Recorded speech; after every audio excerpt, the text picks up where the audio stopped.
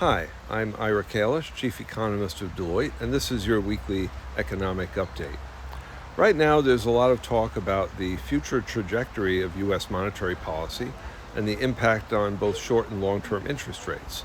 And one reason this has become an important issue is because very recently, President Trump chose Kevin Warsh to be the next chairman of the Federal Reserve.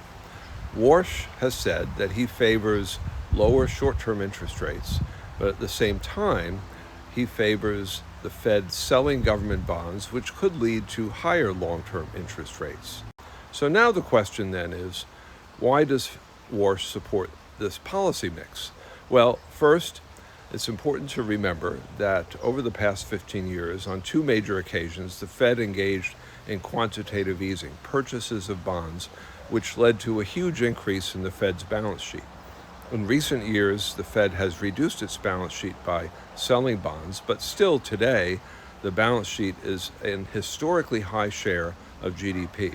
Warsh's view is that the Fed should continue reducing that balance sheet, mainly because he believes that by maintaining a high amount of government debt, the Fed is effectively participating in fiscal policy, and this is something it shouldn't do. Meanwhile, Warsh also believes that the Fed should cut short-term interest rates. And the reason he believes this is that he expects that massive investment in AI will significantly boost productivity growth, enabling the economy to grow faster with less inflation. And therefore, the Fed could theoretically cut interest rates with impunity, not having to worry that it would boost inflation.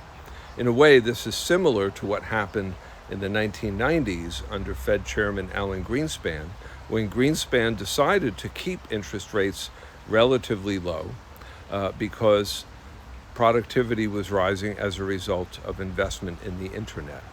On the other hand, if the economy does grow much faster, the Fed could actually bear, or the economy, I should say, could actually bear higher interest rates without having negative consequences for economic growth. In the interim, we will just have to wait and see what a Federal Reserve led by Kevin Warsh does in the coming year. That's it for this week, and I hope you have a good week.